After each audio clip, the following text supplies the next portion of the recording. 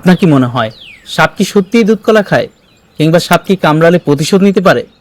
Cinema বা গল্পের বইয়ে সাপের যে রূপ আমরা দেখি তার বেশিরভাগই কিন্তু সম্পূর্ণ মিথ্যা। চলুন জেনে নেই সাপ নিয়ে 3টি মস্ত বড় ভুল ধারণা।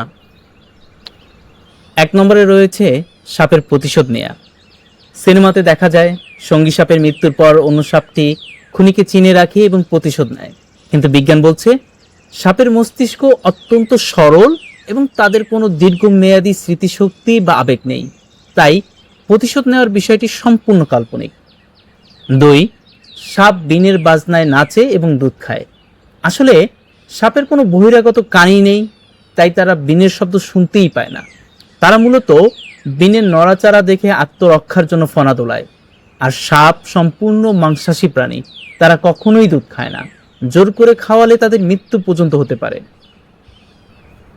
3, সব সাপই বিষাক্ত এবং দেখলেই মারতে হবে। এটি সবচেয়ে বড় ভুল ধারণা। পৃথিবীতে থাকা সাপের প্রজাতির মধ্যে মাত্র 15 থেকে 20% সাপ বিষাক্ত। বাকি সব সাপই সম্পূর্ণ নির্বিষ এবং পরিবেশের পরম বন্ধু। এরা ক্ষতিকর ইঁদুর ও পোকামাকড় খেয়ে ফসলের সুরক্ষা দেয়।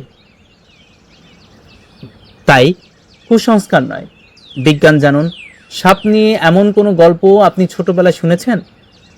কমেন্টে আমাদের জানান। বন্যপ্রাণী ও বিজ্ঞান ভিত্তিক এমন আরও অনেক তথ্যের জন্য এখনই ফলো করে রাখুন, আমাদের সাথেই থাকুন।